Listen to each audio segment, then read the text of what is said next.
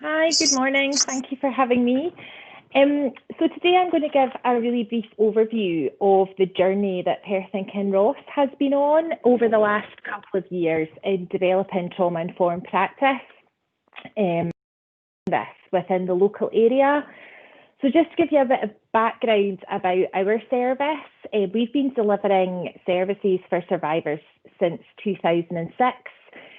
We are a member centre of Rape Crisis Scotland.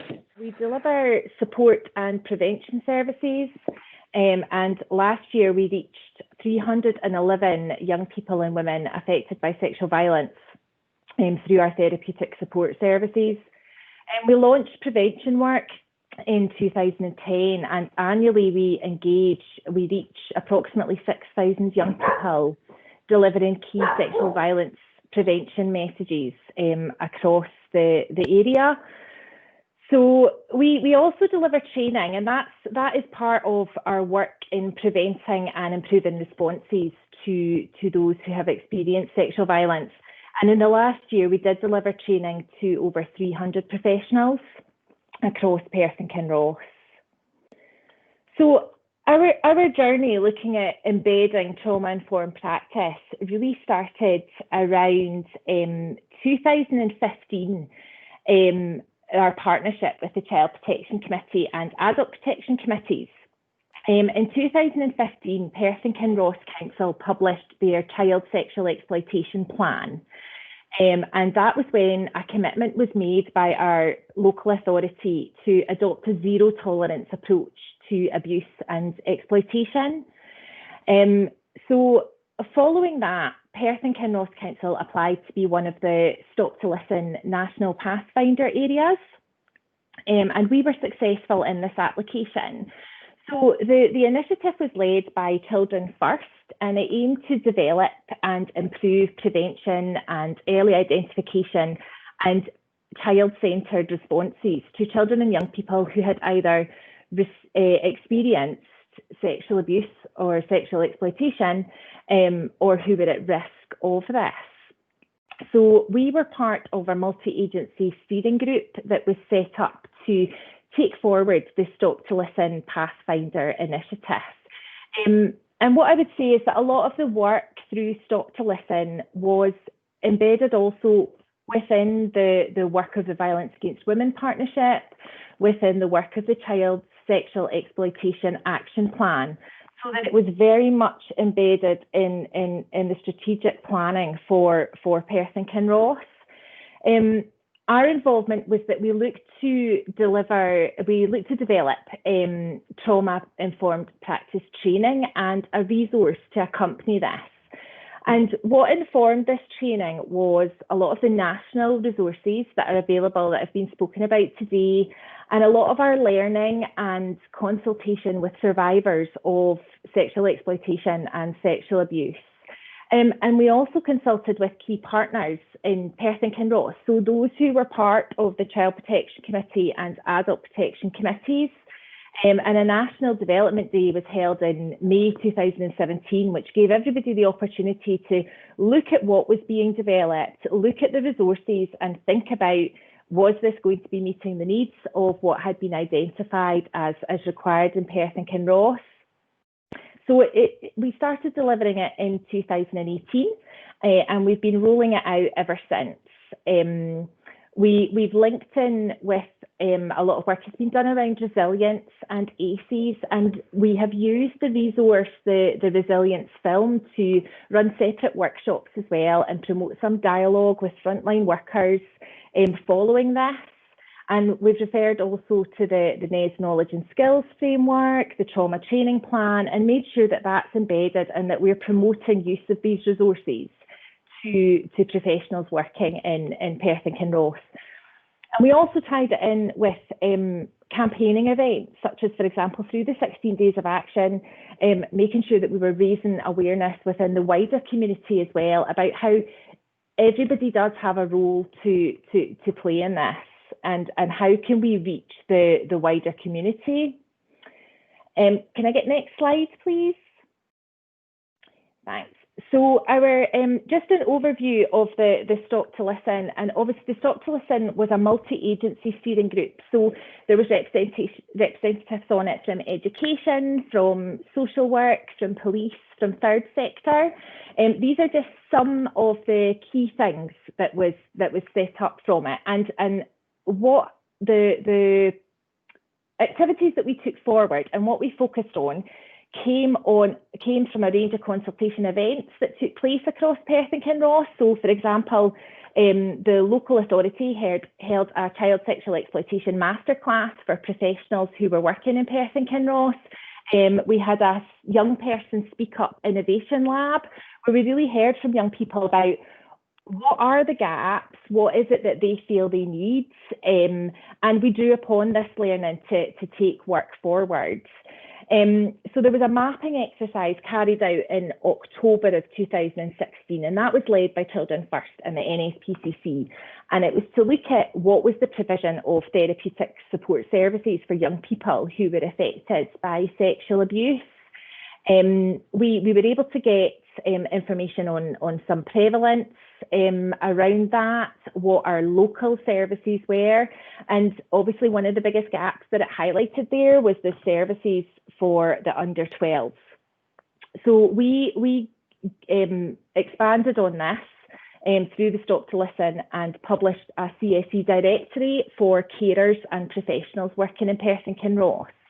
And then that was put up on the Perth and Kinross Council's information page for child sexual exploitation. And that helped to make sure that it was really clear about what services were available locally, who they could refer to, what they would provide, and who they would work with as well. We also set up locally a young people CSE advisory group, and that was a partnership between ourselves and the local authority. So we worked very closely with a community learning and development worker to lead on this group. And the types of work that they carried out, where they would review the website content of what was going out, they reviewed literature, leaflets, directory, and they devised a survey as well to go around secondary schools about CSE. So we needed to think as well about who to target when we were doing this work. So we are aware, as Caroline was speaking about, it's about the different levels of being trauma-informed, trauma-aware. So the local authority took on work as well about how to reach the hospitality sector and taxi drivers to raise awareness about child sexual exploitation. And they took on initiatives to do that. There was also work done around the joint investigative interviewing and training as well. And that, for example, one of the outcomes of that was that we were able to refurbish the interviewing room for children and young people to make it a much more comfortable and safe space for them. Next slide, please. So just to move on to what we delivered within Perth and Kinross and what was rolled out since 2018. So we started off doing a manager's briefing, and the manager's briefing was to enhance supervisors and managers' understanding of trauma-informed practice and to explore the role of trauma-informed supervision for staff who are working with children, young people and adults and their families who are affected by trauma. So, the outcome from that was to raise awareness of the local training that would be getting delivered and rolled out across Perth and Kinross for the frontline workers, and to ask people to start thinking about how trauma-informed was their supervision, what was the supervision processes in place for staff to ensure that our staff were cared for, and that looked at things like burnout, vicarious trauma, how we oversee and manage caseloads with workers. So those short managers briefings just started to lay the foundations for getting the training rolled out. We also then rolled out a trauma-informed practice training session to support practitioners understanding the impact of trauma on children, young people and adults. And this covered the definitions of sexual exploitation and sexual abuse. We explored prevalence statistics and based them not only on the official national statistics, but also what our learning was at a local level. We look at harmful societal attitudes and potentially why young people and children may not disclose.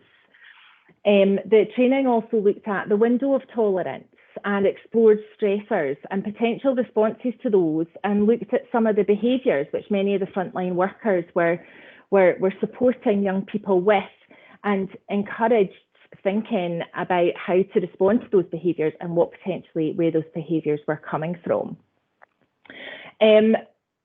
Those who attended that training were issued with a resource, which was a publication which accompanied the training and gave an overview of the content, what was in the training, and it meant that everybody could leave with a practical resource to keep with them. They could also apply for the resourcing training, and that was supporting workers who were supporting young people with issues such as anxiety, panic attacks, flashbacks, and self-harm. And it looks at the importance of stabilisation and very practical techniques. So this has been multi-agency training. It has been rolled out across third sector local authority, and it continues to be so. It's obviously important to acknowledge that we are in COVID, and we have had to adapt that training.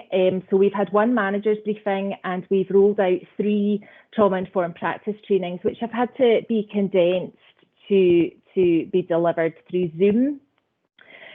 But when action meets compassion, life change. This was what we feel very strongly, and that is what we have promoted throughout the training and in the resource that was published. Next slide, please.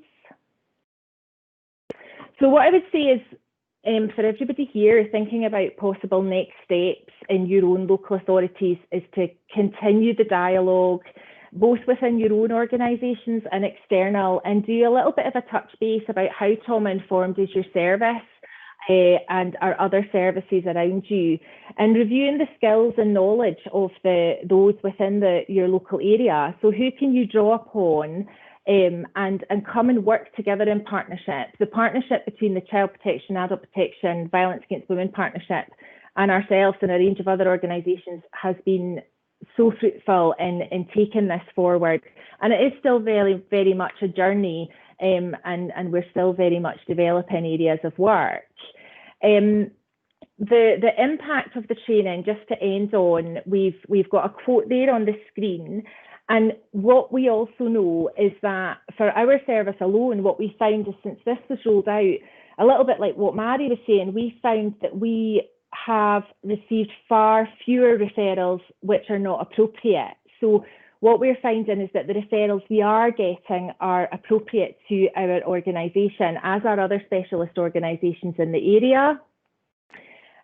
We have someone who said, the training helped me to join the dots with my learning to date, which has focused on being trauma aware and exploring ACEs which undoubtedly affect the young people I work with. Reflection on the small things such as the working environment, what I wear, what the building looks like, were also helpful for me when considering my trauma-informed approach.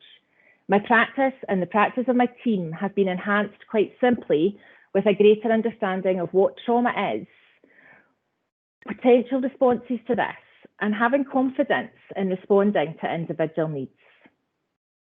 Thank you.